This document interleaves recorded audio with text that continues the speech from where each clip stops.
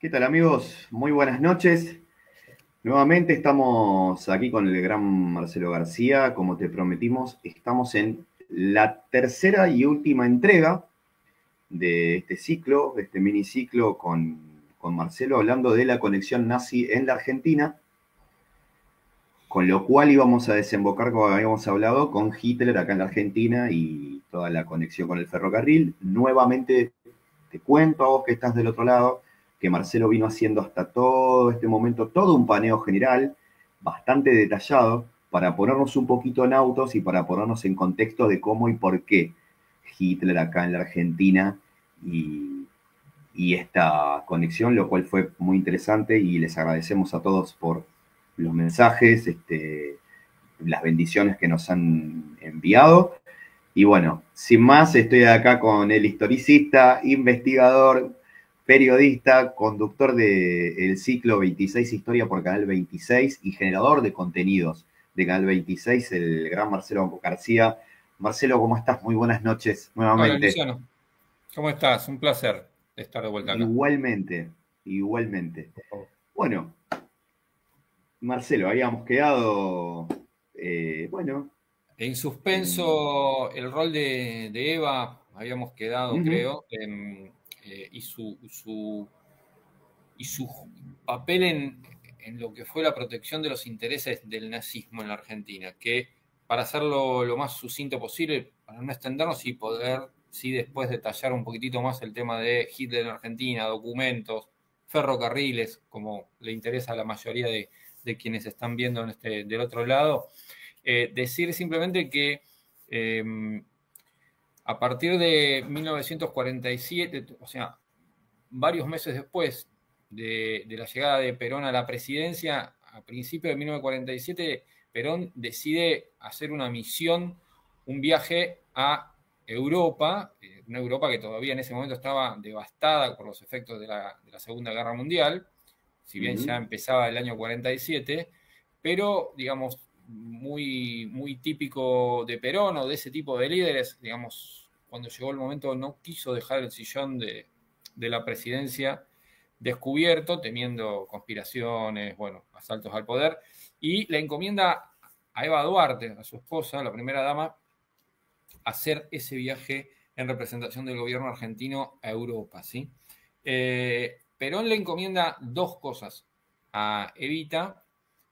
Una es Sí, la propagandística propiamente dicho, aunque tenía también connotaciones comerciales para la Argentina, que era extender una mano a los países necesitados de posguerra, a varios países de Europa, pero por otro lado, y esto era lo que no se declamaba, digamos, no se hacía público, dejar organizado perfectamente el sistema que después conocimos como la ruta de las ratas, de uh-huh. escape de nazis fugitivos desde Europa hacia Sudamérica, pero muy especialmente hacia la Argentina. Eso Eva lo hace a la perfección, pero había un detalle, había una tercera misión que tenía Evita, que era a espaldas de Perón y que estaba dada por las órdenes, las indicaciones que le habían dado los popes del nazismo de posguerra en la Argentina, que ya estaban empezando, si bien ya venía de un tiempo anterior, a, eh,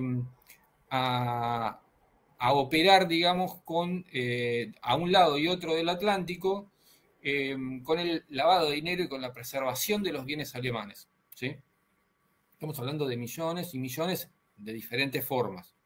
O sea, dos Eh, cositas. Una sí, fue la gran propaganda por parte de Juan Domingo Perón, porque claro, él estaba hacía un año y pico en el poder y sí, fue un gobierno extremadamente propagandístico. Fue como, digamos, bueno, claro. tirar la mano a la Argentina floreciente de la Europa destrozada por la guerra. Sí, Y la que otra es fue, esta importantísima propiciaba que contás. acuerdos comerciales, viste, ayuda de diferentes tipos con otros países. Sí, A la España de Franco como, digamos, como primer ancla. sí. Digo, fue lo Mira, que más se vio, ¿no? Propagandísticamente sí, hablando, digo. sí.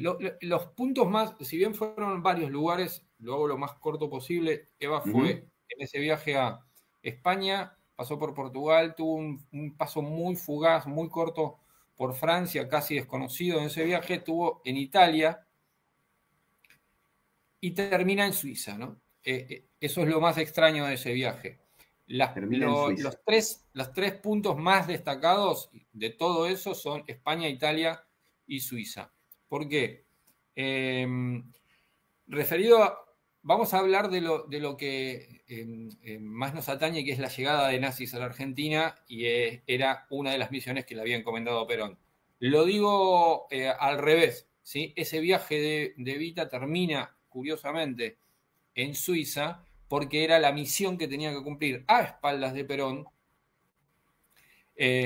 para salvaguardar, para llevar, para organizar depósitos millonarios de los nazis en Suiza que estaban en peligro de ser expropiados por Perón. Perón ya había expropiado propiedad alemana, justamente. A las empresas alemanas se las había expropiado, perdón. Entonces, bueno, ante esas maniobras que para los nazis de posguerra fueron una traición de Perón, Evita no fue traidora en ese sentido, para con ellos, estoy hablando claramente, y esa misión en Suiza tenía esa finalidad, hacer depósitos, también hizo algo en Portugal, pero bueno, lo dejo a un costado porque no es el tema que más nos ocupa en este momento, ¿sí? Pero había que mencionarlo porque era una pata importante de ese viaje de Evita a Europa, Sí, y por supuesto. eso el título de mi primer libro, La gente nazi Eva Perón, porque, digamos, puso a resguardo y lejos de los intentos de apropiación de Perón, muchos de los bienes alemanes. O organizar... Solo una pregunta para... ¿Sí? Sí, cerrá, discúlpame. Decime. No, una preguntita para cerrar. ¿Luego esto lo supo Perón? ¿Esto lo supo Juan Domingo? ¿Luego? Esto lo supo Perón tras la muerte de Eva. Y, digamos, tanto fue así que, digamos, tratando de poner en orden muchas cuestiones con el fallecimiento de Evita, Perón advierte de ciertas maniobras de las que había estado completamente al margen. Dicho en criollo, no le cerraban los números, no le cerraba la caja, no le cerraba el blanco. Y entre otras cosas, para tampoco extendernos mucho más, es por lo cual convoca en más de una oportunidad a Juan Duarte, hermano de Evita, que era secretario privado de Eva Duarte, a quien Perón no podía ni ver, ni en foto lo podía ver, no se querían, no se bancaban, no se toleraban nada, ni uno ni otro. Estaba ahí por Eva. Por necesidad, por el nexo que era Eva. Pero bueno, es en ese momento cuando Perón le plantea esta situación a Duarte, lo hace ir a Europa, poco menos que obligándolo para que ubique determinados depósitos, cuentas, movimientos bancarios, cosas que haya hecho Eva a espalda suya. Cuando vuelve, Juan Duarte obviamente viene con las manos vacías, y eso termina con la muerte de Juan Duarte en el año 53, un año después de la muerte de Eva, ¿sí? Que fue en circunstancias muy confusas, una bala en la cabeza que no coincidía con el calibre del revólver que tenía en la mano Duarte, en fin, unas situaciones muy, muy engorrosas que parecían tener incluso hasta un mensaje mafioso para que se note que en realidad lo habían matado. Las pericias se volvieron a hacer sobre esa muerte en tiempo de la Revolución Libertadora en 1956, y se determinó que había habido una serie de irregularidades que hicieron pensar que Juan Duarte efectivamente había sido asesinado. De hecho, yo lo cuento en mi primer libro, los vecinos del barrio norte, ¿no?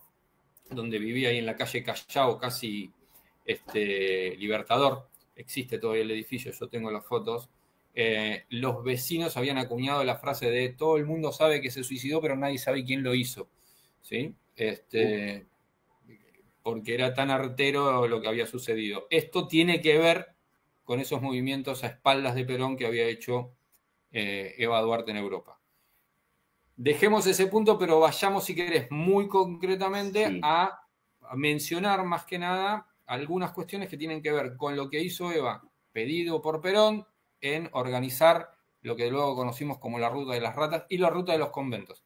En España, Eva se encuentra con varios personajes del nazismo ocultos, más que predispuestos a salir de Europa.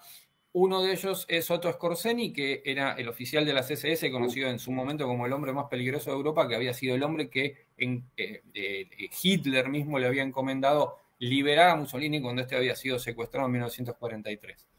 Digamos, tenía unos antecedentes muy pesados, pero el rol principal que tenía en ese momento Skorzeny, estando en España, era el de ser uno de los directivos y representantes para diferentes partes del mundo del consorcio Krupp, ¿sí? Un consorcio industrial, militar, ¿sí? Armamentístico, en fin, muy poderoso, y Skorzeny era en ese momento el representante de Krupp. Y otro personaje con el que se encuentra Eva en Europa es Hjalmar Sachs. Hjalmar Sachs había sido el presidente del Reichsbank en tiempos de Hitler, el banco central, digamos, de Alemania, y había sido uno de los diseñadores, uno de los ingenieros de la política alemana en tiempos del nazismo, en tiempos del régimen de Hitler, ¿sí? Obviamente, Sachs manejaba finanzas incontrastables del nazismo de posguerra. Esos dos. Y esos personajes, sobre todo Skorzeny, que termina viniendo el año siguiente a la Argentina, fin de ese año, estaban ocultos, estaban protegidos en conventos de la Iglesia Católica Apostólica Romana en España, por eso se llamó la ruta de los conventos, ¿sí? Se camuflaban, cambiaban sus nombres, le daban documentación falsa, y muchos llegaban vestidos, camuflados, bajo la cubierta que le daba una apariencia de religioso. Eso sucedió en España, eso lo organizó Eva. Pero lo más pesado después viene cuando va a España, a Italia, perdón. Más allá de la particularidad que tuvo su encuentro muy extendido con el Papa Pío XII en el Vaticano, que no fue a solas porque fue con el empresario Alberto Dodero. Alberto Dodero era dueño de una de las más grandes empresas de navieras, de carga y de transporte de pasajeros, de transatlánticos. Y tenía su punto de salida de Europa más destacado, más importante, el puerto de Génova. Bueno, en Génova, en Génova, Eva deja establecido en el consulado argentino una oficina especial para la emigración de europeos, ¿sí? De europeos de Europa Central. Estamos hablando sobre todo de alemanes y austríacos y suizos. Bueno, eso lo combina con el Papa. De ahí surge el famoso Pasillo Vaticano, digamos, tenían protección del Vaticano, de la Cruz Roja Internacional y obviamente de la organización que estaba dejando establecido el gobierno argentino de Perón a través de Vita.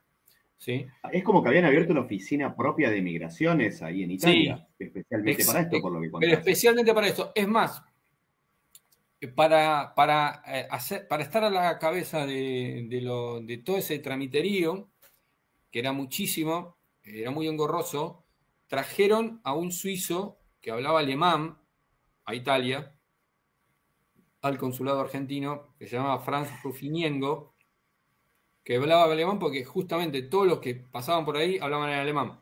Y salían del puerto de Génova hacia Sudamérica y muy especialmente hacia la Argentina.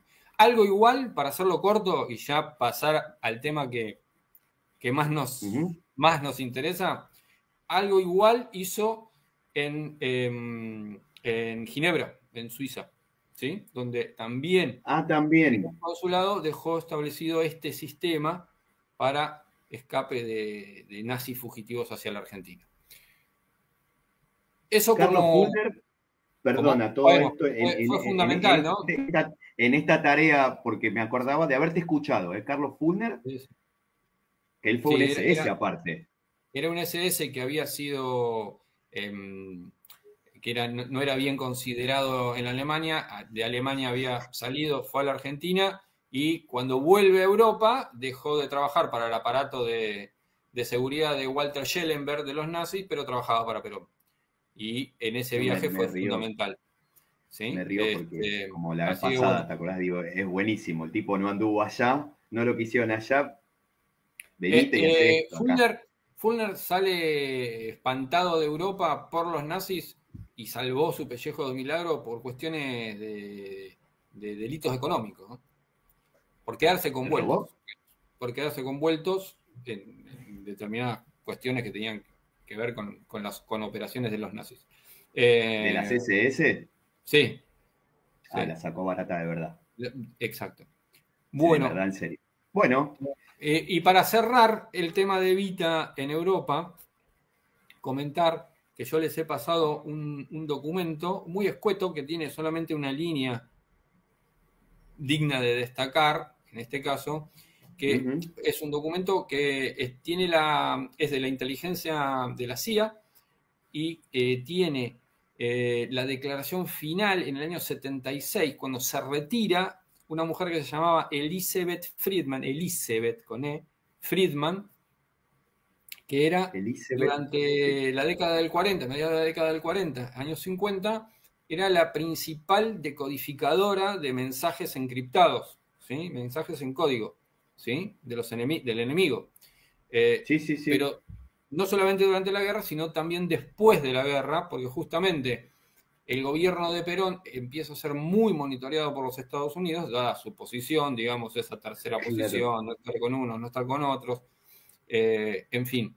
Y gracias a ese monitoreo constante, Elizabeth Friedman fue quien en 1946 informa al gobierno de los Estados Unidos, y ese documento yo se los pasé, les remarqué una pequeña frase en donde dice: Eva Duarte fue identificada como un agente nazi en la Argentina. Ese testimonio es de 1946, pero lo replica en este documento que yo les pasé en 1976 como uno de los descubrimientos más importantes que ella hizo antes de su retiro, ¿sí? Da como un resumen de su accionar a través de los años, y entre las cosas que menciona en el año 1976, cuando se retira del servicio activo, es el haber descubierto a Eva Duarte como agente nazi, ¿sí? Ese documento yo se los pasé para que lo puedan compartir y lo veamos. Qué interesante. Sí. Interesantísimo. Esto fue 1947, ya había terminado la guerra, y si les parece vamos a otro momento donde ya había terminado la guerra, pero un poco más para atrás, mediados de 1945, algo que pasaba en la Argentina, ¿sí? Desde hace 2 charlas, esta es la tercera, venimos anticipando que vamos a hablar de Hitler en la Argentina, documentos y la posible relación que tenga el tema del ferrocarril, que es lo que realmente convoca en este espacio, ¿no? Bueno, a ver, ¿por dónde empezar? Lo habíamos más o menos tocado, lo habíamos mencionado en la primera charla, creo que fue de un documento que también se los compartí a ustedes, que era de 14 de julio, por ahí, mediados del año 1945, ya terminada la guerra, 2-3 meses después de terminada la guerra, donde se da ese primer documento de la inteligencia norteamericana, donde se habla concretamente de la llegada de Hitler a la Argentina, y habla concretamente en ese documento, por lo menos en ese paper, del submarino U-530, que fue el primero de los 2 que se rindió en la base de Mar del Plata. ¿Sí? Ese documento es del 14 de julio y el U-530 se rinde en Mar del Plata 3 días después. ¿Sí? Ese paper habla de el desembarco del submarino U-530. En ese documento es el único, por lo menos que yo recuerdo, en donde se da la ubicación de Puerto San Julián, ¿sí? Como en Santa Cruz. Sí. Como la llegada de ese contingente que desembarca del U-530. Acá hay que hacer algunas salvedades, digamos. Hay documentos iniciales de esa pesquisa, de ese seguimiento a Hitler, en donde hay algunas cosas que están medio desdibujadas o medio difusas, ¿sí? Ya te digo, es el primero, pero es el único, por lo menos que yo recuerde, que habla de Puerto San Julián. Y en ese mismo documento dice que el traslado de Hitler se hace hacia una zona cercana al Chaco, que es inexacto. Eso no era así. Si bien el Chaco, no estaba muy errado esto, ¿por qué? Porque si bien el partido nazi tenía destacamentos, digamos así, lugares importantes en diferentes puntos de la Argentina, curiosamente Chaco era uno de los más importantes. En la localidad de Charata estaba uno de los lugares más importantes del partido nazi. Tal vez teniendo esa información surgió eso en ese documento, pero no era así, no era exacto que fuese a ser trasladado al Chaco. Lo que sí es curioso de ese documento, y esto me parece que hay que recordarlo, porque algo hemos mencionado, es la mención de un nombre muy puntual como el encargado del comité de bienvenida, de recepción de Hitler y Eva Braun en la Argentina, y lo nombra al mayor Justo León Bengoa, que no era un cualquiera, era un ladero de Perón en el GO. Habíamos hablado de Bengoa, sí, tenés razón. En la primera parte vos lo comentabas, sí. Exacto. Bueno, a partir de ahí la inteligencia estadounidense y la inteligencia británica empiezan a confeccionar un sinfín de documentos, muchos son similares o algunos les he compartido, son todos muy parecidos, con esto es algo mío, pero creo que leyendo, hilando esos documentos, se puede deducir que a Hitler no lo perseguían para atraparlo, sino que lo seguían, lo monitoreaban. ¿Sí? Estamos hablando de un plan que, si bien es para otra conversación, pero lo menciono nada más, pensando en la posguerra y pensando en la posibilidad de que, llegado el caso de necesidad de levantarse contra el nuevo verdadero enemigo, que era la Unión Soviética, Hitler se suponía que iba a estar más que dispuesto. Entonces había que cuidarlo, había que protegerlo, había que tenerlo vigilado y ubicado, pero no para detenerlo. Eso como para destacar. Ahora, empiezan a surgir otros documentos en donde el lugar de desembarco ya empieza a ser más coincidente, incluso con muchas situaciones que se dieron en la Argentina, digamos, durante décadas después, con expediciones, con investigadores que han ido a la caleta de los Loros, ¿sí? Frente a San Antonio Este, en Río Negro, ¿sí? Allí se ubica muy concretamente en varios documentos, ya te digo, del FBI, de la OSS, que era la Oficina de Servicios Estratégicos, que fue la antecesora formal de la CIA, ¿sí? Y por supuesto del Servicio de Inteligencia Británico, ¿sí? Ubican muchos de esos documentos como la llegada de Hitler a esa zona. De hecho, cuando comento recién lo de expediciones en años posteriores, tiene que ver con estos dos submarinos que están supuestamente hundidos y ya casi totalmente desaparecidos, deteriorados, corroídos, digamos, por el mar y por el tiempo, en la caleta de los Loros. Pero lo interesante para mí, y acá ya entrando un poquitito en un terreno en el que para mí es medio fangoso y que para ustedes va a ser un poquitito más cómodo y relajado, el tema de los trenes, ¿no? Estamos hablando de San Antonio Este, ¿sí? Y ustedes me sabrán guiar mejor seguramente en esto, creo que tal vez acá podamos pimponear un poquitito más. Ahí es donde aparece un poco la historia del tren patagónico, ¿sí? Ahí va, sí. O la posible relación con, en este caso, el tren patagónico. Si yo no recuerdo mal, y esto se los consulto, había por lo menos dos ramales importantes del tren patagónico. Díganme si estoy equivocado o no. Uno, ingeniero Jacobacci Bariloche. Sí, con combinación, pero sí, claro. Pero podía llegar. Sí, sí. Y otro de una zona cercana, Viedma Bariloche. Así es. Es correcto. Bien, bueno, a raíz de estos documentos, pensando en la época, en ese momento, mediados de 1945, no debería haber, no había un viaje más rápido y seguro, digamos, para atravesar la Patagonia de lado a lado, del mar argentino, del Océano Atlántico, a casi la cordillera, ¿sí? Entonces es muy factible que ese traslado de esa comitiva, que incluía a Hitler y a Eva Braun, se haya realizado por medio del ferrocarril. ¿Sí? Sobre todo porque sí, los datos que nosotros sí manejamos de manera fáctica es porque que vos lo nombraste Sí. en la segunda entrega. Corregime si digo mal, ¿es Lausen o Lausen? Lausen. Lausen. Bueno, Lausen, por ejemplo, que vos citaste todos los empréstitos que tenía, ¿no? En la zona, tenía un coche reservado, tenía un coche familiar. Entendamos que en 1945 todavía no había existido la nación masiva de los ferrocarriles porque Perón todavía no era presidente. Sí, Entonces, en 48. ese momento, claro, el 1 de mayo del 48.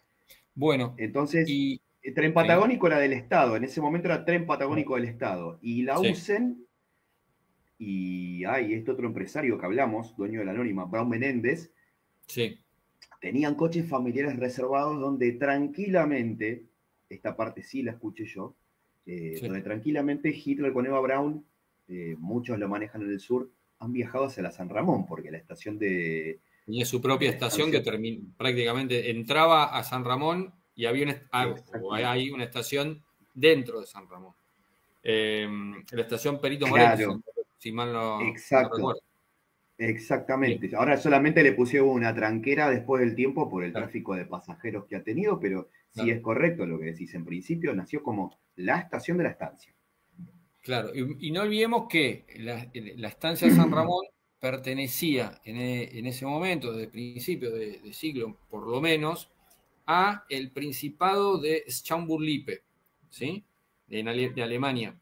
Y tenía, obviamente, el control de los Lausen también.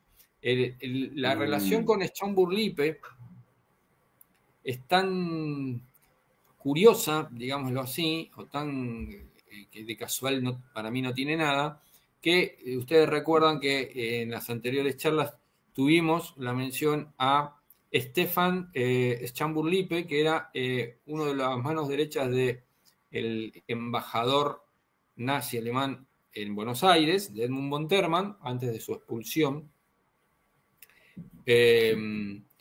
Y Schaumburg-Lippe, bueno, justamente, era quienes manejaban San Ramón y tenía peso fuerte, pisada fuerte en la embajada alemana en Buenos Aires, ¿sí? Digamos, de casualidad, esas cosas no tienen nada, ¿sí? no. No son casuales, ¿sí? Aparte la tienen como Eso, 300.000 eso por un hectáreas, lado. ¿no? Disculpame, eran como 300.000 hectáreas durante mucho tiempo, ostentó el título, Sí, y la además estancia, la digo, UCEN de ser tenía la más grande de la establecimientos. Argentina. Sí, y además la UCEN tenía establecimientos, ya te digo, de lado a lado en la Patagonia, prácticamente de arriba para abajo también, toda la Patagonia, eran dispersos, pero digamos, era justamente lo que daba esa seguridad de red, ¿sí? De diferentes establecimientos donde incluso se podía parar, guarecerse, o sea, daba Totalmente, sí. muchísimas posibilidades de protección, ¿sí? Eh, eso por un lado. Por otro lado, y vuelvo un poquitito más atrás, muy poquitito, pero siempre Ujú. relacionado con el tema de los ferrocarriles, así ya no nos vamos, no agarramos el desvío, ¿sí? Seguimos por la vía derecho, pero hay que mencionar a otro personaje del cual yo también les he pasado algunos documentos y fotografías. Lo cuento lo más sucintamente posible también. Ese personaje fundamental en estas cuestiones era Antonio María Delfino. Era el dueño de la compañía Delfino marítima, pero había una particularidad en este hombre y era que desde hacía varios años, desde los años 20, finales de los años 20, Delfino había amasado muy buenas relaciones, tenía buenas migas con intereses alemanes, con firmas alemanas, y se convirtió formalmente en representante de muchas firmas importantes alemanas. Lo que más nos interesa respecto de esa relación Delfino alemanes barra nazis, en este caso, es lo que tiene que ver con los ferrocarriles. ¿Por qué? Porque Delfino era el representante oficial en la Argentina de ferrocarriles alemanes, que si bien no era una línea de trenes, ¿sí? Lo que sí era un consorcio que estaba destinado a proveer de material, era como un cártel, digamos, ¿sí? De material para, para todo lo ferroviario, en este caso en la Argentina, ¿sí? Yo acá me permito... Vos sabés que hay algo, pero ahora se me abrió la llave, disculpame. ¿Te lo puedo comentar? Obvio. Sí, obvio. Mira, para construir el tramo Jacobasi-Esquel, sí, porque el tramo después se estiró hacia Esquel, sí, eso es de trocha... angosta. No, es de trocha económica, 0,75, por eso le dicen la trochita. La trochita. Vos pensás que el Belgrano, digamos que fueron muchas empresas, pero el Belgrano al día de hoy, ¿no? Es métrica. Sí. Y está 0,75. Vos sabés que mucho material, vos pensás que se terminó en 1945, esa extensión de tren patagónico. Exactamente. Bueno, yo acá, mirá. El material Baldwin, lo llamamos por su nombre, el primer material que llegó en locomotoras, ponele, ¿no? Bueno. Fue Henschel. Muchos años después llegó material Baldwin de origen americano. Mucho después.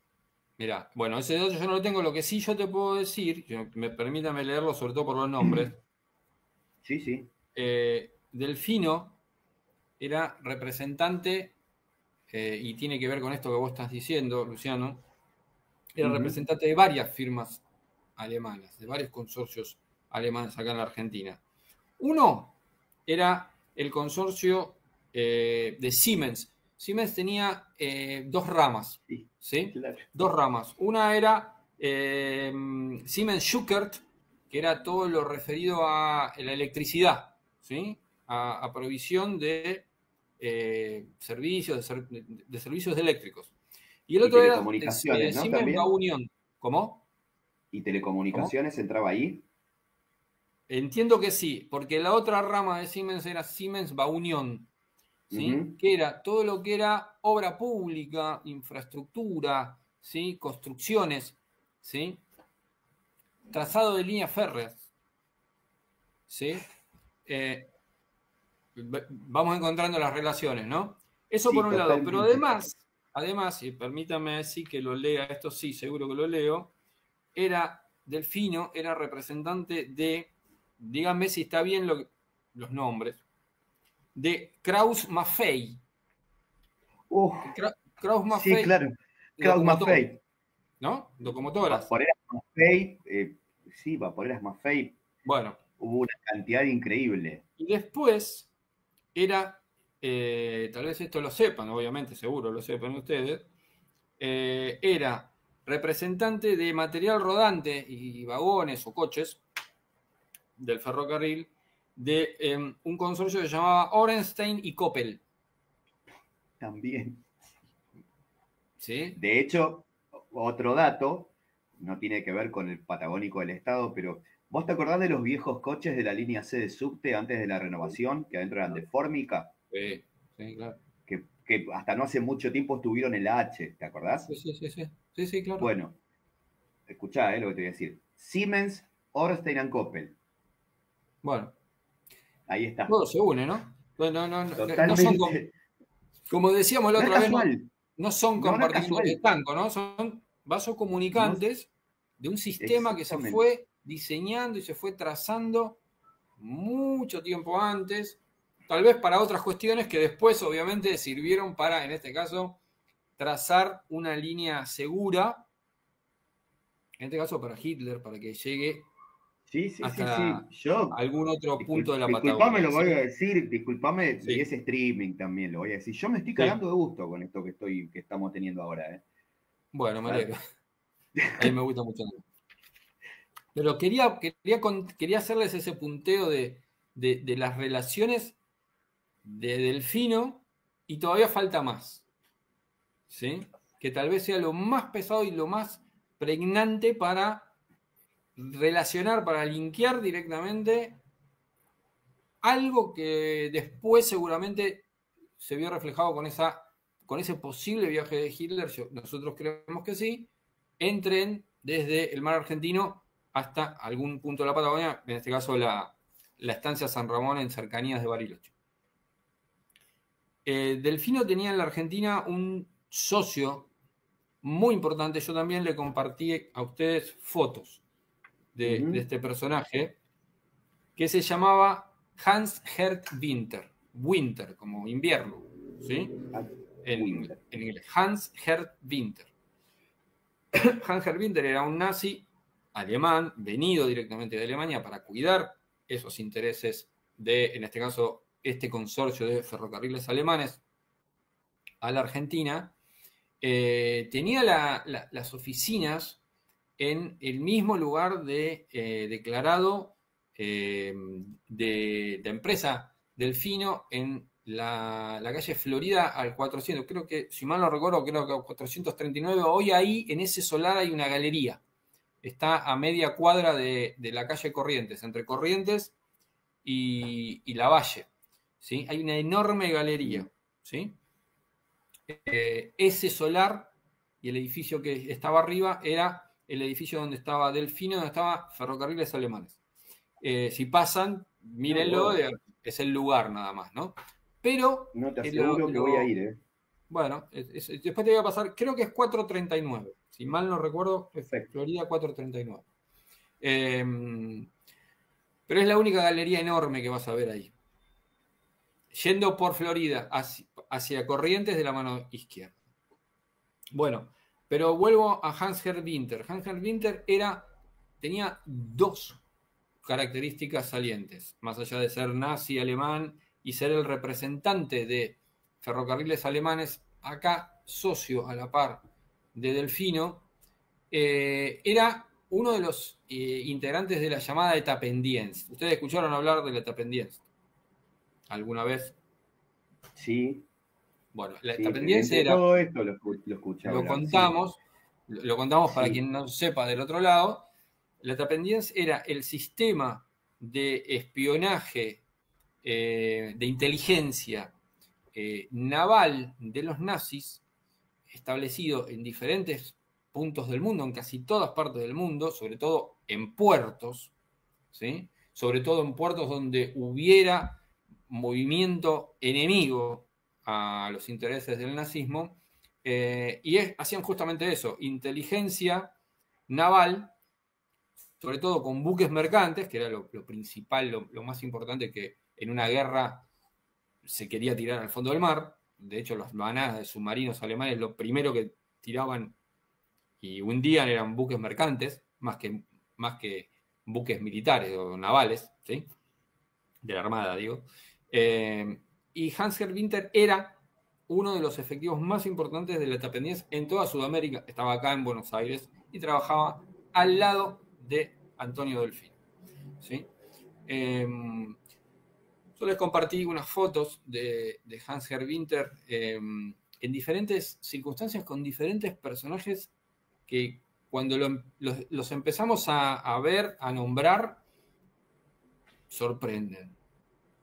Eh, esos personajes, hay una foto que si ustedes la quieren mostrar, está tomada en el Club Alemán de Buenos Aires, donde se ve a Delfino, se ve a el general Sosa Molina del GO, se ve todos juntos en la foto, Sí, sí, brindando en el sí. Club Alemán.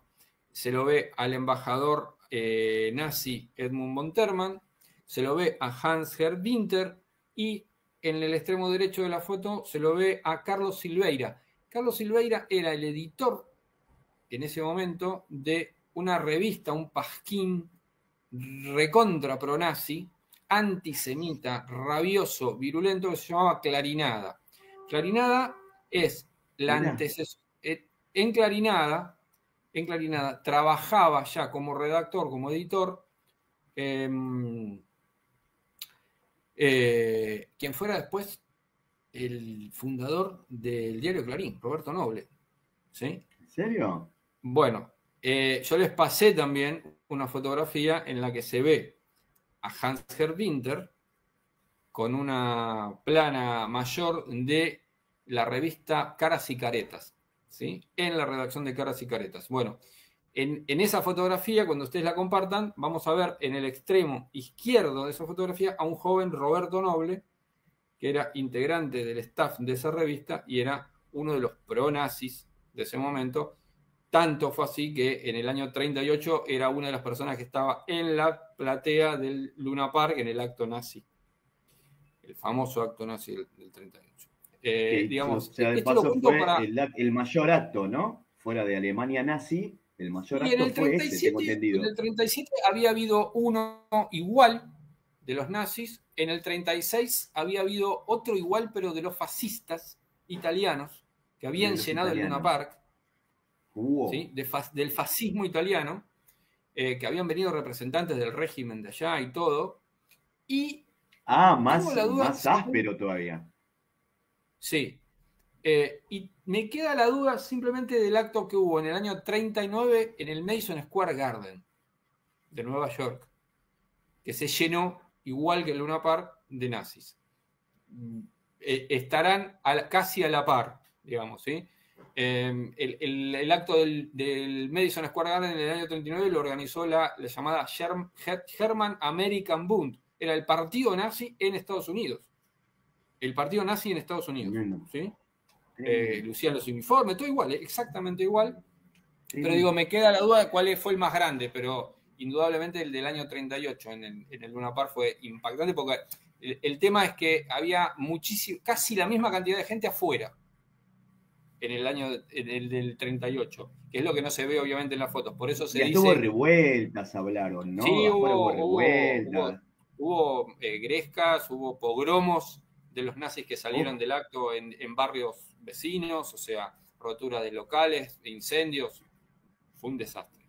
Pero bueno, no nos vayamos de vuelta mucho. No vayamos tanto, sí. Lo que les quiero contar es cómo en torno a una organización nazi, estamos hablando en este momento esto de Winter, la relación de Delfino, año 41. Pensemos que en el año 42 también les compartí un documento sobre esto. El consorcio de ferrocarriles alemanes anuncia que va a parar sus actividades hasta que se acomode un poco la situación internacional, geopolítica internacional, en plena guerra, ¿sí? Que es donde empieza una especie de reconversión de esos intereses y de los intereses puntuales de ferrocarriles alemanes. Pero lo importante, la conexión local, Delfino, embajada alemana, medios, ¿sí? Revista Caras y Caretas, Clarinada, que cuando termina la Segunda Guerra Mundial necesita reconvertirse y se llama Clarín, diario Clarín. El logo es exactamente el mismo. El logo es exactamente el mismo. El granadero con el Clarín. Clarinada tenía el mismo logo, era igual, exactamente igual. Yo tengo números de Clarinada. Era una revista rabiosamente antisemita, desde la portada. Las portadas eran decididamente nazis, con caricaturas de la comunidad judía, del comunismo, o sea, era una revista nazi que se reconvierte para poder seguir funcionando, se reacomoda y se transforma en el diario Clarín. En ese caso ya no manejado por Carlos Silveira, que estaba en esa foto con la gente de la Tapendiez, con Winter, con Delfino, sino por Roberto Noble, que estaba en el staff de Caras y Caretas, que era una revista pro-nazi, digamos. La embajada alemana aportaba pauta y aportaban publicidad, decenas y decenas de empresas alemanas nazificadas en ese momento como publicidad en la revista justamente Caras y Caretas. Entonces, era un conglomerado, una red, ¿sí? Era una red de un sistema para que las cosas funcionaran lo que se necesitara que funcionara, ¿sí? Bajo su control. Entonces, todo esto ¿por qué? Porque Delfino y Winter eran responsables de todas estas cuestiones y de la representación de estas empresas que yo acabo de mencionarles, que ustedes conocen mejor que yo, ¿sí? Sí, De sí, vuelta, sí. Siemens Schucker, Siemens Baunión, estas que Total, nunca voy a recordar los nombres, Krauss Maffei, ¿sí? Orenstein totalmente. y Coppel, entre otras, ¿sí? Eran representantes en la Argentina de esos intereses, ¿sí? Sí, sí, Entonces, yo te aseguro que la gente que nos ve, todo esto, los aficionados, todo esto que nombrás, ya lo tiene acá. Y que ahora van a estar sorprendidísimos de dónde vienen, porque sabían que eran vehículos alemanes, digamos, claro, pero toda esta gresca, porque yo le voy a llamar así, pues hay rosca ahí atrás. Toda esta sí, rosca no la sí. sabían. Sí, y después, además, como pasa tantas veces, ¿no? Pasa en la actualidad que los enemigos no son tan enemigos cuando llega el caso, cuando se necesita. Y digamos, estas firmas alemanas que representaba Delfino y representaba Winter, también le pasaban material, diferentes tipos de materiales, qué sé yo, señalización, transformadores, tengo acá, durmientes, vías, a los ferrocarriles que no estaban manejados por los alemanes. ¿Sí? Claro, claro. Los ferrocarriles británicos. Lo que pasa es que era a los ¿Sí? británicos y también yo pasa que no sabía todo esto.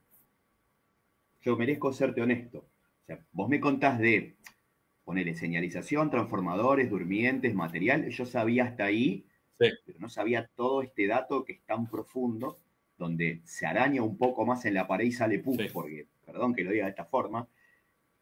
sí. Y vuelvo que te decía que pensá que hasta 1945, 46, ponele, los ferrocarriles estatales, antes de la nacionalización, te digo, ¿no? Como por ejemplo ser el Ferrocarril Central Norte, Sí, el noreste sí, argentino, que era de Trocha Media, que está en la Mesopotamia, y el Patagónico del Estado, eran totalmente estatales. Y yo te aseguro, claro. ahora que me contás, pero me cierra porque lo vi, porque yo lo vi, no es que me lo contó nadie, vos me estás tirando el dato eh, más pesado, con mucha certeza, digamos, en detalle, que ahí terminó todo ese material. Y el Claro. subterráneo de Buenos Aires.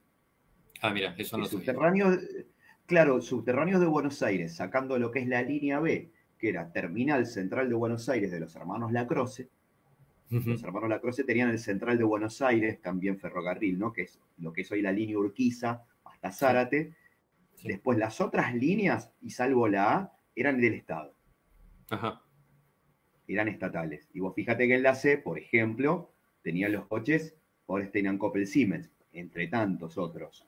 Ujú. Eh, es increíble todo esto, Sí, cómo se relaciona todo, ¿no? porque, uff, y Cómo se relaciona. los años, los Orestein Coppel Siemens de lo que había sido la línea C, Sí. son de mitad de la década del 30. Yo tengo otros nombres que no sé si son correctos, de un proveedor de locomotoras. Yo lo tengo como proveedor de locomotoras, no sé si es así, que se llama Podría ser, Henschel y Son. totalmente. Ok, bueno, Hensel, ellos también tenían representación de esa firma. bueno, ahí cierra totalmente. Además de haber proveído a varios ferrocarriles, en principio, para que corra su material al 100% hasta pasada la década del 50, lo tuvo la Trochita. La Trochita tuvo en principio todo material Henschel. O sea, el Ok, material a vapor era Henschel. ok, ok. Ya A como, ver, ¿no? para ir de vuelta puntualmente a Hitler. Ujú. ¿Qué te iba a decir? Más allá de la conexión local de Delfino, que es actor fundamental, y después, si querés, hacemos un cachito más con qué sucede después que Ferrocarriles Alemanes lanza ese comunicado. Creo que se los pasé también en una nota en donde dice Sí. que van a cesar las actividades hasta que se acomode la situación internacional, 1942. ¿Y qué pasa Sí. Estaba después? eso, ¿no, Dani, querido? ¿Cómo? Sí. No, pregunté, sí, estaba. Ok, si no, ok. Y después, ¿qué pasa después de la nacionalización de los trenes? Con el rol de este grupo, ¿sí? De intereses.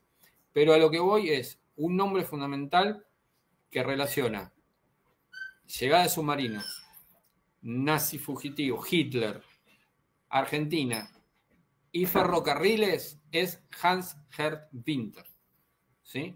Y lo digo ¿por qué? Porque como uno de los jefes de la Etapendiense, uno de los puestos que era un faro, que era una baliza para la llegada de submarinos alemanes a mediados de 1945 a las costas argentinas, era Miramar. ¿Sí? Allí estaba, yo hice una nota sobre eso, hice un informe también sobre el Golf Club Miramar, ¿sí? Que era justamente eso, con toda esa zona cercana, con los faros cercanos, era una baliza para la llegada de los submarinos nazis, y a cargo de ese sistema, de esa organización costera estaba Winter, ¿sí? Y Winter era no solamente eso, sino socio de Ferrocarriles Alemanes. Cierra, ¿sí? Qué buen informe ese, Marce, igual lo vi, me voló la cabeza. Bueno. Adelante. Así que, digamos, la relación, digamos, está perfectamente trazada, ¿sí? De vuelta, un poco a donde comenzamos. En ese momento, mediados de 1945, fines de 1945, en esa zona de la Argentina, lo más efectivo, lo más seguro, lo más protegido era que ese viaje se hiciera en tren. Vos lo completaste con esto de los vagones familiares de familias poderosas, de empresarios.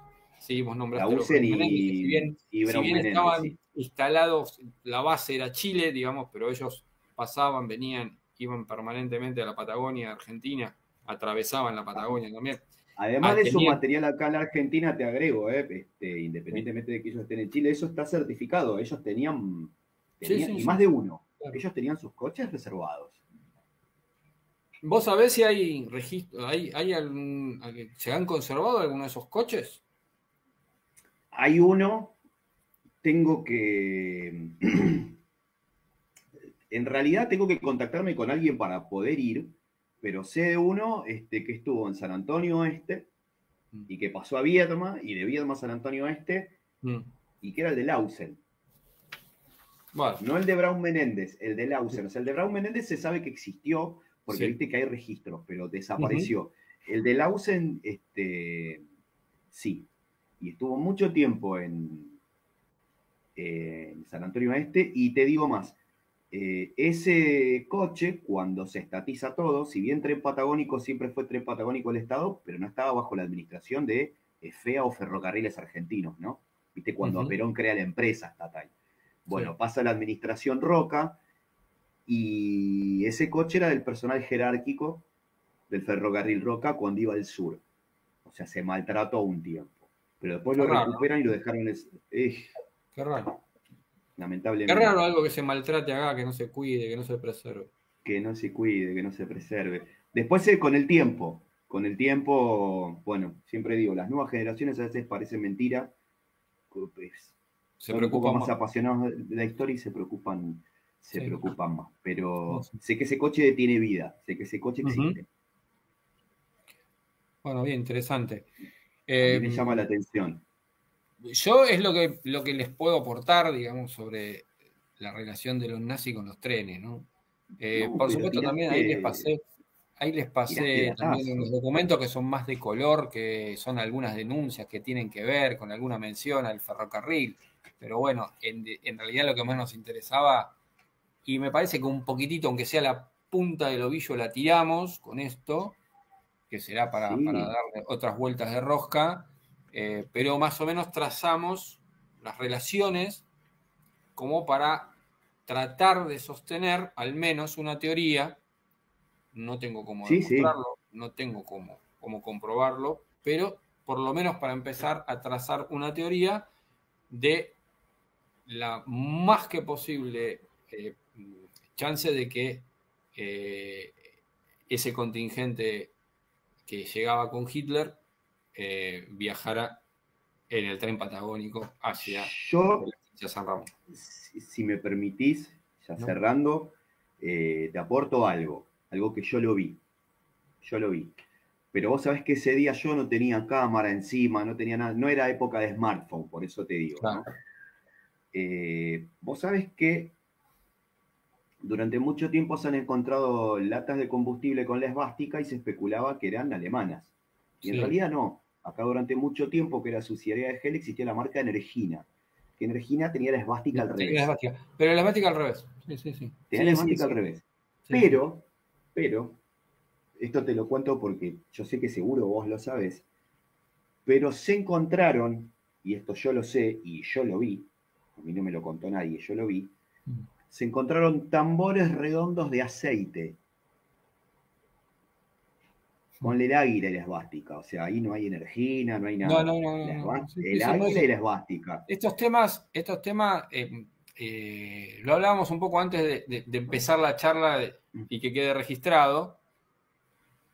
A veces lleva a que la pasión, el morbo, poner el nombre que quieras, a veces se haga un poquito de amarillismo respecto a estos temas. Está muy bueno eso que vos sacás a colación con esto de los tanques de Energina, porque sí, obviamente impacta, tanques de 200 litros con una esvástica. Sí, bueno, pero esperá, empecemos a separar paja del trigo, ¿sí? La esvástica era al revés, Energina tenía ese símbolo, no tenía nada que ver con Hitler, con los nazis, más allá de que después sí, en esas mismas zonas se encontraran otras cuestiones relacionadas directamente con la llegada de submarinos, porque están además registradas esas llegadas de submarinos en documentos que hemos visto, que ustedes han mostrado en anteriores charlas nuestras, de la Armada. ¿Sí? Los submarinos alemanes a las costas de Argentina llegaban.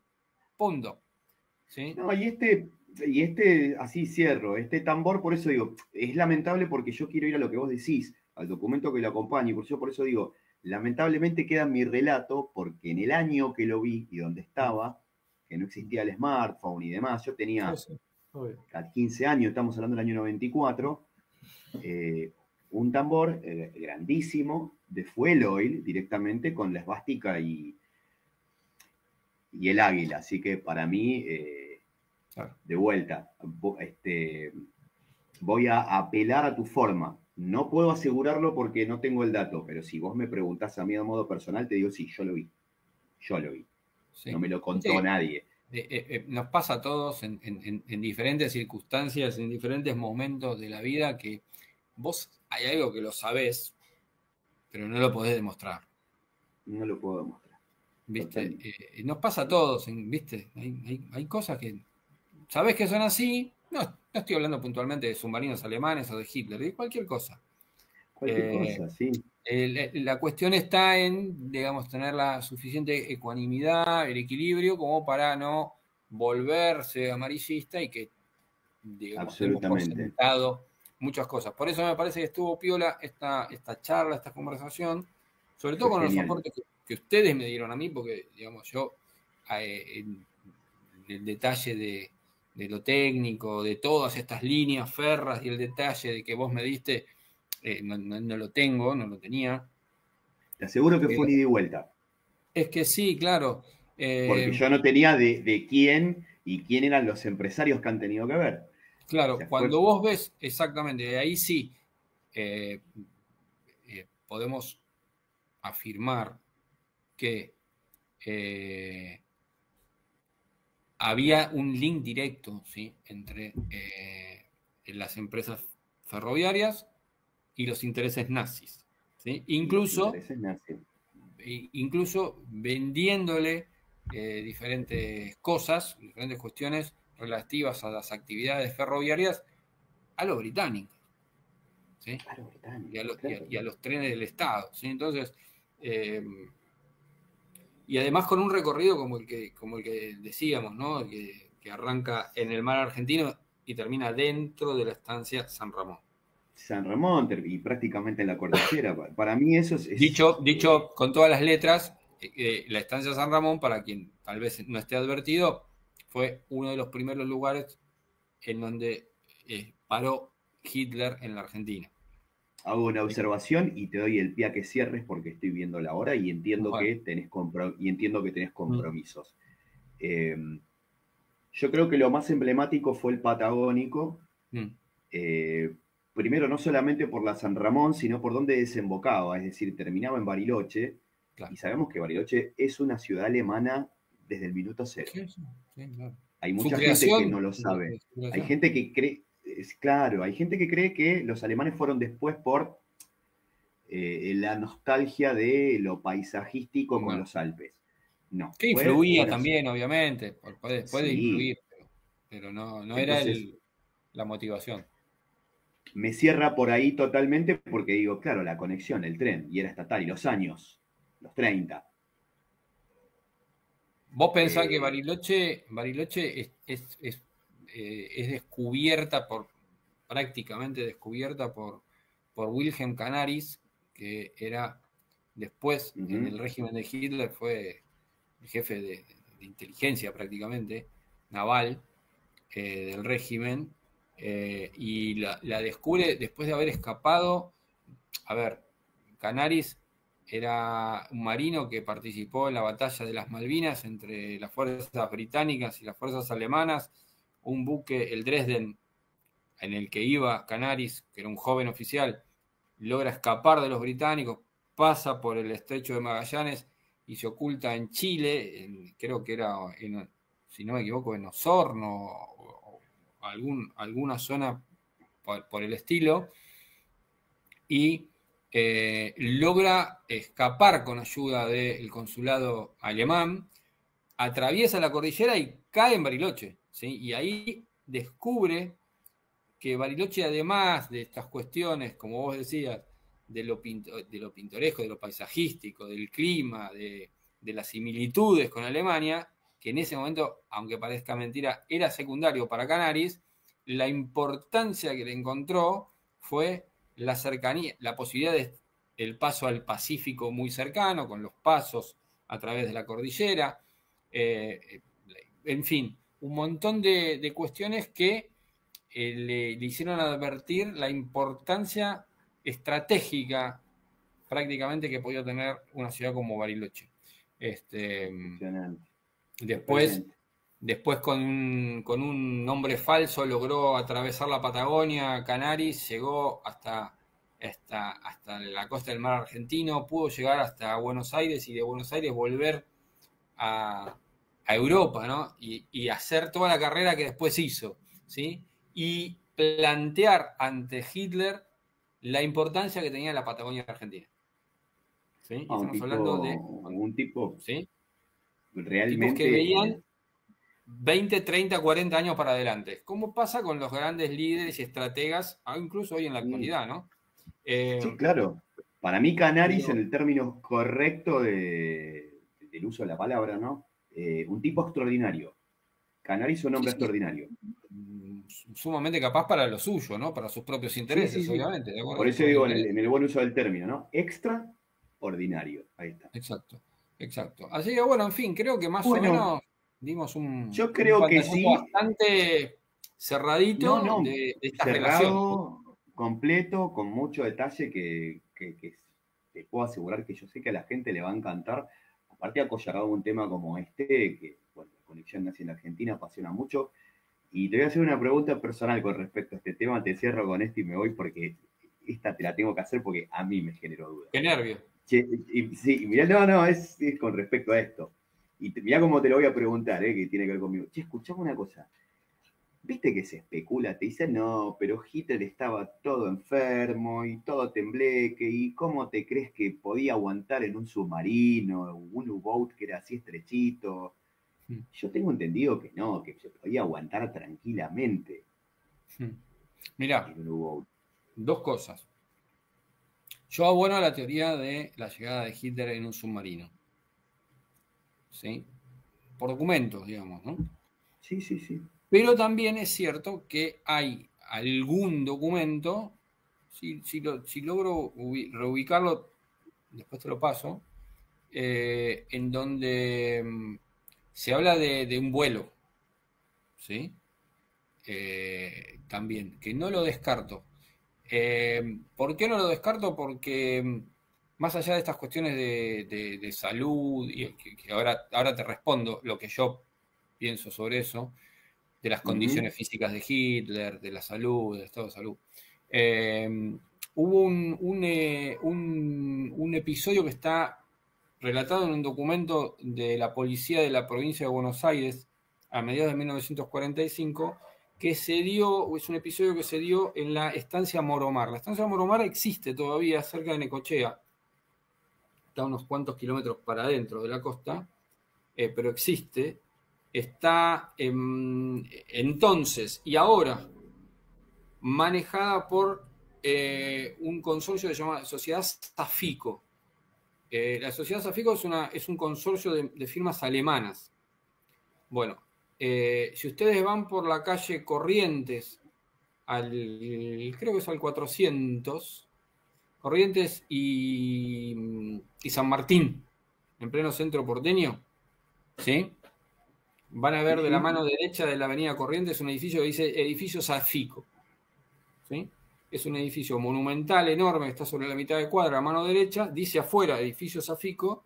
Ese edificio fue construido a principios de los años 30, un edificio que está igual hoy en día, que era hipermoderno en ese momento, que eran las oficinas del consorcio Safico, que entre otras cosas manejaba los intereses de la estancia Moromar, de negocios agropecuarios, ¿sí? Animales, plantaciones, pero esa estancia está descrita, ese lugar está descrito en un documento de 1945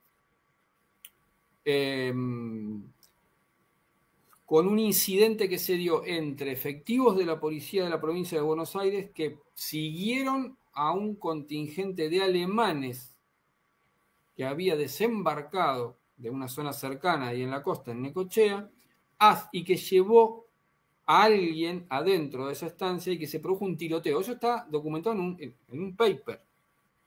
¿Sí? Ahora, lo curioso es que esa estancia, yo tengo, si vos entras a mi Instagram, si entran a mi Instagram, los invito a marcelo.garcia.escritor, recorriéndolo un poquito más abajo el feed, van a Recuerden. ver una foto aérea de la estancia Moromar. ¿Sí? La estancia Moromar hoy conserva todavía una doble pista de aterrizaje en X. ¿Sí? Y el tamaño de largo y de ancho de esa pista permitía en esa época la operación con aviones Junkers alemanes. Los aviones Junkers alemanes de Sí. pasajeros, enormes. ¿Sí? Digo esto porque de ese documento se infiere que llevaron a alguien muy importante ahí, por eso se produjo hasta un tiroteo, ¿sí? Después, el gobierno de la provincia de Buenos Aires en ese momento ordenó suspender, así como había uno de la Marina que decía suspender el patrullaje marítimo, suspender las operaciones policiales en esa zona, ¿sí? Y se habla del decolaje de un avión Junkers desde esa estancia. Es muy posible que ese avión haya ido, puede ser que no, puede ser que sí, Puede ser, al sur argentino. Puede ser. Porque ese lugar puede era ser. un lugar manejado por intereses nazis. No lo digo porque sí. No, no eran intereses nazis. Bueno, Bueno, la estancia Moromar hoy sigue siendo manejada por el consorcio Safico, igual que en la década del 30 y del 40. ¿Sí? maravilloso. Ahí van a ver las fotos. Si entran a mi Instagram, vayan para abajo en los posteos y van a ver la foto aérea, en donde se ve la extensión enorme de la estancia Moromar, pero lo que más me interesaba mostrar era esa doble pista de aterrizaje o de despegue. De aterrizaje. ¿Sí? De aviones. Increíble. ¿Sí? Vos pensás que los correos, las empresas alemanas y todo se manejaban con esos aviones acá también en la Argentina. Eran el mismo avión con el que se manejaba Hitler para trasladarse en Europa. ¿Sí? Aviones de gran porte, de pasajeros, enormes. Sí, lo recuerdo. Para llevar mucha gente, lo que digo, ¿no? Unas comitivas, digamos. En fin. Sí. Digamos, sí, pero, él usó un Junker, para hacer campaña incluso usó un Junker. Claro, fue la primera conocido. personalidad política en la historia en hacer eso. Y para cerrar con esto que vos me decías del estado de salud, la cuestión física de Hitler, todo lo que se le achacaba, todo lo que se decía. Mirá, eso se sigue haciendo hoy. Esos son... en la guerra, y esto era posguerra, pero no dejaba de ser guerra, la primera víctima es la verdad. Claro. ¿No? Absolutamente. Sea quien sea, sea el bando que sea el lado que sea, lo vemos hoy en los conflictos que están golpeando al mundo de diferente manera. Siempre la primera víctima es la verdad. Y ha pasado, mira, cuando empezó la guerra entre Rusia y Ucrania, lo mismo se dijo de Putin. Lo mismo se dijo de Putin. Tienes razón. Y eso es propaganda. Es propaganda de hecho, destinada a minar la moral, a minar no sé, a derrumbar al enemigo también desde ese lado. A la población, a la gente, al que lo escuche y lo toma. Sí, entiendo. Porque entonces, con eso vos instalás en el caso de Hitler, por ejemplo, no. Yo no digo que Hitler no tuviera temas de salud, pero no lo puedo asegurar tampoco, no lo puedo asegurar. Mirá, hay un documento súper interesante que está, yo lo tengo, son como 40 y pico de páginas, lo tengo todo completo, y que fue confeccionado dentro de la casa del refugio, del Berghof, en Berchtesgaden. Del Berghof, sí. La casa de Hitler en Obersalzberg. Ese documento tiene como 40 y pico de páginas y es un detalle, pero al milímetro, de las actividades y la personalidad de Hitler, hecho con un espía aliado que se infiltró como parte del séquito de sirvientes, de asistentes en la casa. ¿Sí? Bueno, es una radiografía impecable de Hitler hecha en el año 43-44. ¿Sí? Y no dice nada de eso, no dice nada de las cuestiones de salud que le de sus supuestas afecciones. Insisto, como en tantas otras cosas, yo prefiero 1000 veces decir, mira, la verdad, yo no lo puedo asegurar, no lo puedo negar tampoco, pero no lo puedo asegurar. Pero me parece que tiene que ver más con cuestiones propagandísticas de meter en la cabeza y también minar la moral, ¿viste? El ánimo de uno de los bandos, que de otra cosa. Pero bueno, cabe decir, porque vos sabés que no hicimos mención de esto, que el dato vos lo manejás mejor que yo. Hitler figuró desaparecido muchos años, no figuró como muerto. Mirá, oficialmente figuró como desaparecido. La República Federal, yo tengo el recorte de diario de la República Federal de Alemania, que lo declara oficialmente muerto en 1955, 10 años. 10 años. ¿Sí? 10 años. Con eso... No sé, para decir a la gente además, de por qué siempre se habló aparte. Si hablamos del escape de Hitler, si te parece, cierro con esto. Dale. A ver si estás de acuerdo. más allá de la opinión que pueda tener cada uno de los juicios de Nuremberg, yo la tengo, me la reservo, pero voy a los hechos concretos. ¿Sí? En los juicios de Nuremberg se juzgaron a responsables del Holocausto. Bien. También se juzgó a gente en ausencia. Uno, Martin Bormann. ¿Sí? Sí. Se lo juzgó y se lo castigó en ausencia. No estaba. Desaparecido para unos, vivo para otros, muerto para otros. Sin embargo, los aliados lo juzgaron, dando un indicio muy concreto de que Bormann muerto no estaba. ¿Sí? Uh-huh.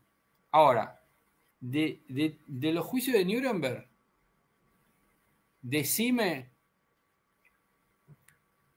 si te parece, ¿por qué crees que hubo una sola persona que no fue juzgada ni en ausencia? ¿Quién fue? Fue Hitler.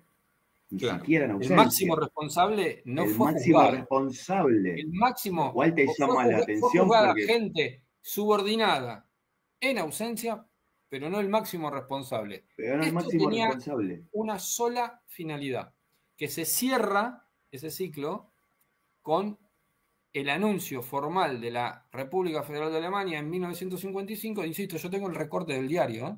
Uno de los diarios, sí. ¿No? Por supuesto, una nota, en donde lo da formalmente por muerto. ¿Esto qué significa? El juicio no hecho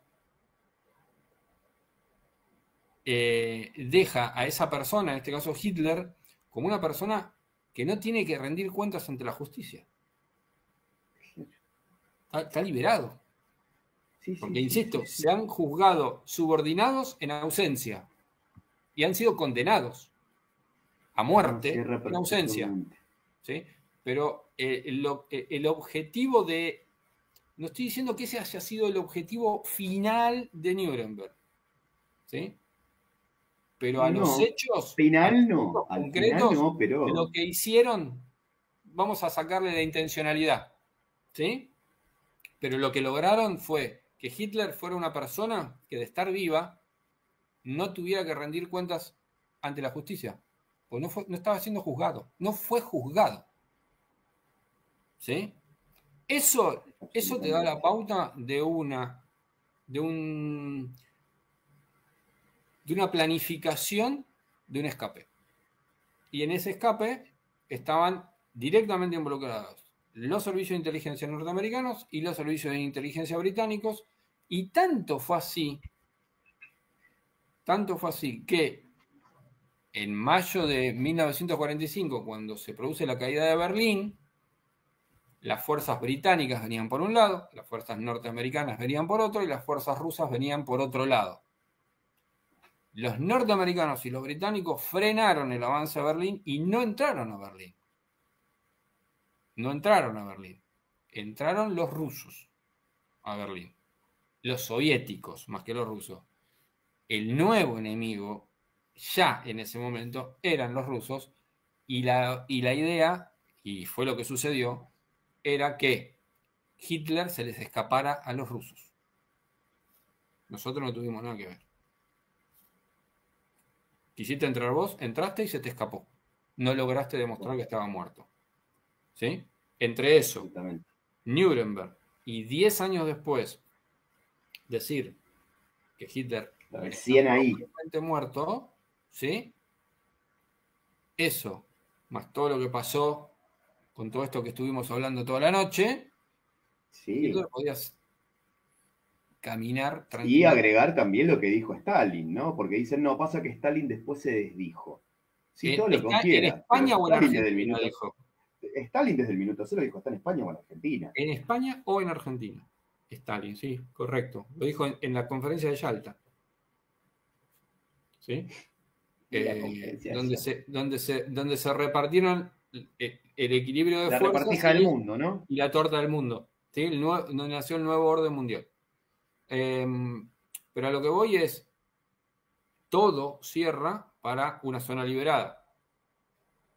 Absolutamente. Todo cierra para una zona liberada. Todo y lo que pasó acá también es el cierre de todas esas operaciones. Y cuando vos ves los documentos y los lees, que yo los tengo, no sé si no los tengo por acá. Mira, permíteme. Sí, claro. A ver si son estos. No, esperá, dame un cachito, ¿no? Sí, sí. Porque lo tengo que tener. No los tengo acá. Después te los voy a mostrar. Después te voy a pasar las fotos. Son 800, 700 páginas desclasificadas del FBI, de las cuales la mitad son de la supervivencia de Hitler. Y prácticamente la totalidad de esas páginas, las que no son de descarte, porque algunas pasa siempre con la desclasificación de documentos, que hay documentos que no sirven para nada, ¿sí? O que están puestos a propósito para confundir, o la pifiaban. Pero la cuestión es que la práctica totalidad de esos documentos dan cuenta de un seguimiento, pero no la intención de la detención. Claro, no la persecución, claro. Exacto.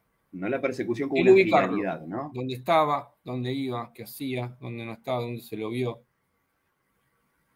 Pero nada más que eso. No, no, absolutamente. No, Así increíble. bueno. O sea, Marcelo, esto sigue. Digo, Sí, claro. quiero decir, no, pero digo a nivel histórico y a nivel actualidad, Sí. ayornadísimo con el paso del tiempo. Pero yo te escucho, y te leí un montón y demás, y sacando mis propias conclusiones también. Esto sigue y siguió. Esto no se murió. No, porque, a ver, Oh, esa fue, hay un libro que se llama, de Walter Graciano, que se llama Hitler ganó la guerra, ¿sí? Y entendiendo de lo que estamos hablando, es así, digamos.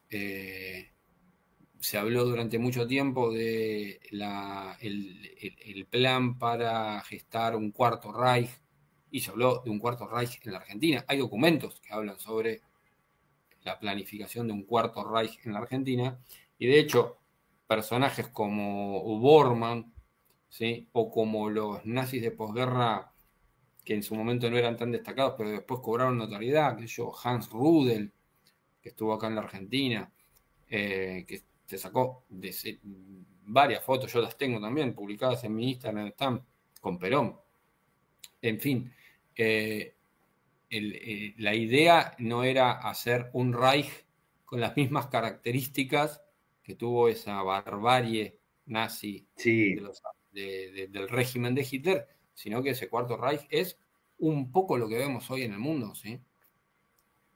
Muchísimas de las cuestiones que vemos hoy, políticas, en fin, ideológicas, económicas, financieras, son eso, ¿sí? Por eso se habla de Hitler ganó la guerra. Ese libro es muy interesante porque lo ve de otro lado y viste que hay organizaciones políticas que en su momento han dicho vamos a volver mejores. Y no estoy hablando de que esto sea mejor, lo que estoy diciendo es que vuelven distintos, ¿sí? vuelven diferentes. Vuelven diferentes, ¿sí? Vuelven diferentes. Eran bárbaros en el sentido de la brutalidad en su momento, pero eran gente que pensaba mal, o sea, obviamente pensaba de acuerdo Sí, sí, a sus sí. propios intereses, en fin, pero que planificaban y pensaban, bueno, ese cuarto Reich, si querés llamarlo así o llamémoslo de otro modo, o este nuevo orden mundial que vivimos hoy, es en parte ese cuarto Reich.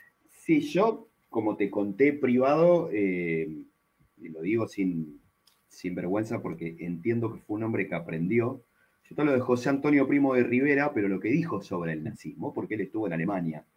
Él estuvo con Mussolini, estuvo en Alemania. Él se desengaña de Mussolini porque muchos te comparan a la Fe de la Hons con la FET de la Hons. La FET de la Hons es un partido que por nombre arma Franco y que era como un fascismo español. La falange española de José Antonio Primo de Rivera no, desechó todo lo racial y todo lo violento. No era un partido violento. Cuando estuvo en Alemania me llamó la atención cómo definió al nazismo. Él lo repudiaba, ¿eh? Él dijo, el nazismo es la máxima expresión absolutamente radicalizada del romanticismo artesanal alemán. Me parece que encaja justo. Sí. Él dijo un romanticismo absolutamente radicalizado, dijo. Sí. Sí, Él sí, veía fue eso. bastante poético para describir la barbarie, ¿no? Sí, sí, se entiende igual, ¿no? Como que Sí. entiendo yo que es lo que quiso decir que era de rescatar a modo barbárico después arriba toda esa raíz alemana, toda esa raíz teutona, digamos, ¿no? Sí. Germana. Bueno, bueno, Bien, creo que Marcelo, hemos cumplido. sí, estuvimos cumplidos. ¿Estás más o menos bien de tiempo? Estaba Sí, mirando el sí, reloj sí. todo el tiempo. Bueno, bárbaro, bárbaro. Bueno, Marcelo, un placer haberte tenido. Gracias. Para mí. No, gracias a ustedes. Interesantísimo, interesantísimo para la gente, interesantísimo para nosotros, interesantísimo para mí Me alegro. en lo personal. Hacía rato que yo quería tenerte ya cuando veníamos hablando del inicio de este programa, así que Bueno, me fue alegro, me alegro mucho. fue magnífico poder abrir con vos y fue magnífico, te lo digo ahora, delante de todo, fue magnífico también la repercusión Bueno, me alegro. que realmente tuvo. Qué Así bueno, que bueno, esa es la idea, ¿no? Contar cosas gracias mil. que no se difunden tanto y darle otra vuelta de rosca siempre a la historia que, como vimos, son hechos totalmente concatenados y vasos comunicantes permanentemente, ¿no? No estancos, Nada es casual. ¿Mm? Así que bueno, no el estancos. Así agradecido que, soy yo, me gustó muchísimo, creo que estuvieron buenas las tres charlas, seguramente dará para otra oportunidad. bueno, Entiendo que sí, el interés primario del espacio es el tema de los ferrocarriles, ahí ya mucho más yo no puedo aportar. Seguramente te encontraré algunos otros documentos que te iré pasando que tienen alguna relación con el ferrocarril, pero me parece que sí, lo que sirvió fue esta ida y vuelta. Ustedes me dieron muchos muy más bueno. detalles de lo que yo podía aportar referido a cuestiones puntuales del ferrocarril en sí mismo, pero creo que estuvo bueno encontrarle esta No, relación con personajes, con una organización, en fin, que no, permiten me trazar honra una poderte, línea como hay que trazar. haberte, me honra haberte podido aportar algo, aportar datos, porque todo el aporte No, lo yo del traías vos. ferrocarril, Haberte imagínate. aportado un poco de lo que nosotros tratamos fue fantástico. Así que bueno, a ver, yo quiero que te despidas bien, o sea, da tus redes, danos para la gente nuevamente tus obras, lo que escribiste. Así nosotros lo vamos promocionando también, porque es la Ah, idea, ¿no? La idea es el ida y vuelta. bueno, mil gracias obviamente por la oportunidad, por el espacio, por el tiempo. Estuvo buenísimo, me encantó. Eh, respecto a los libros, bueno, aquí los ven un poco atrás mío. Uh -huh. Los dos que están publicados, si bien estoy escribiendo y tengo cosas listas, espero que podamos sacarlas pronto también. Siempre Dato, referido a la temática dato. nazi, Argentina, peronismo, no necesariamente es peronismo, pero los dos libros, bueno, que están publicados son La gente nazi va a Perón y El tesoro de Hitler, editorial sudamericana del 2017, salió ese, el primer libro. Hemos hablado de algunas cositas que están en ese libro acá, incluso en esta charla. Y el otro, el de Perón y la raza argentina, de 2019, ediciones B, todos por el grupo Random. Eso por el lado editorial. Bueno, nada, vos me presentaste al principio, soy generador de contenido de historia en Canal 26. Pueden ver el material que genero para las semanas y para los fines de semana con un programa de media hora los sábados a las 7 de la tarde. Lo pueden ver en YouTube, en el canal de @26historiaok. Entren, estaría buenísimo que se Entren y suscriban. suscríbanse y que Sí. compartan, así funciona el También algoritmo. van a ver otro material que no es solamente ese, con otras cosas, con otras participaciones, a lo mejor en documentales, en otras entrevistas, en mi YouTube personal, marcelo.garcia.escritor, y en Instagram también, @marcelo.garcia.escritor, que ahí, bueno, suelo poner diariamente, trato de ir completándolo diariamente con muchas cosas. El foco está puesto en los nazis en la Argentina, con sus diferentes variantes, con sus diferentes vertientes. Hay buena documentación, van a ver fotos curiosas, van a ver documentos que tengo y hay muchísimo más para mostrar. Así que bueno, un panorama bastante completo de las cosas que hago están allí. Bueno, realmente, bueno, una maravilla. Síganlo a Marcelo y en todas sus Gracias. redes den like y compartan, así funciona como se lo pedimos para nosotros, así funciona el algoritmo y lo va recomendando cada vez más, que queremos que tanto Buenísimo. Marcelo, porque nos interesa la temática, como nosotros podamos seguir creciendo y creciendo. Marcelo, mil gracias, placer A enorme, un ustedes. honor haberte tenido en la apertura del programa en estas Un gusto. tres partes. Nos dejaste una vara alta, te lo, te lo digo. No, está Pero bueno eso. bueno, sí, es un lindo desafío. Nos vamos a ver porque, aunque sea corto, aunque sea una entrevista cortita o un audio por WhatsApp para sacarte por el programa, aunque sea así, Vale, sí, con gusto. te vamos a tener Sí, claro. porque los de Borman nos quedó picando. Sí, hay mucho. Tengo Pero documentación sobre Borman, la búsqueda de Borman en la Argentina, los pedidos de Alemania de extradición, llegado el caso que se encontrara, el envío de las huellas dactilares de Alemania a la Argentina para constatar, llegado el caso de la detención. O sea, hay muchísimo material. hay muchísimo Diarios, material. revistas de la época. Hay mucho. Así, bueno, Marcelo, miles de gracias por No, por todo, favor, muchas la gracias por tu agradecido soy yo. gentileza.